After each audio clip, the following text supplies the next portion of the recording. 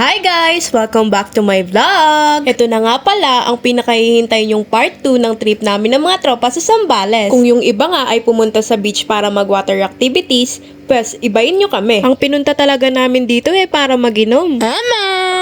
Sa mga bata dyan ay wag nyo kaming tutularan. Ay Alfonso pa talaga yung napagdiskitan nilang inumin. Siguradong palakda tong mga tumamaya. Ay rugo! Habang nagiinuman pala tong mga kasama ko, kami naman ay abala dito sa Gedli. Nagpaparingas pala kami para sa paglulutuan ng panangalian namin. Tapos ako nagmamaganda lang dito, yan lang kasi kaya ko yung yambag. Ama! Fast forward nga mga B. Natapos na din kaming magluto at na-plating na ni SK Jada yung lamesa. Ay ka-effort na rugotin pang lettering. Handa na nga kaming kumain dahil gutom na kami, kaso tong mga kasama ko na mapagpanggap sa social media, pipicturean muna daw nila. Dinala pa talaga nila sa initan yung pagkain para daw Instagrammable. Ay rugo! Sa part nga na yan mga B ay nagdasal muna kami para magpasalamat sa pagkain at sa mga biyayang binigay sa amin ni Lord. At sa wakas nga ay kumain na din kami, duling na rugo ako. Sobrang sarap nga ng pagkain ay yung dinayat ko ng ilang buwan na bawi rugo. Hayaan mo na, minsan lang naman magdagat.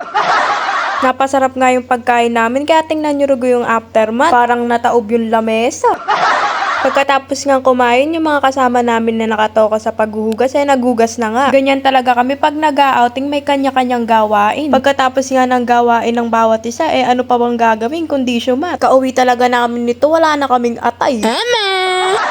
Nasa kalagitnaan nga kami ng pag-inom nang biglang maging seryoso ang usapan. Kung ano lamang ang kaya ko. Iyak si Bangs. Natouch lang siya sa mga nangyayari sa party. Ganun talaga. Hindi porket pangit ka, hindi ka na makakapunta sa mga ganitong lugar. Ulo, ikaw bakla ako. Ay rugo, kala ko seryosong usapan na. Pero sa mga magtutropa talaga, hindi mawawala yung tropa na kapag nagkwento with action pa. Hindi galit yan nag-explain lang. Nung nakaramdam na nga kami ng init ay napagdesisyon na namin na maligo sa dagat. Lagu-lagu ko pa Moken, bala mo naman totoo. Ipagbigyan nyo na ako, minsan lang naman.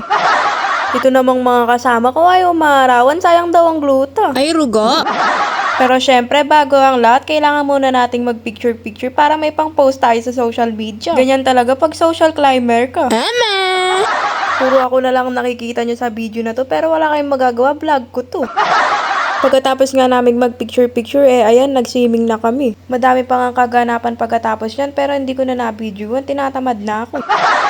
Kaya hanggang dito na lang, salamat sa panunood!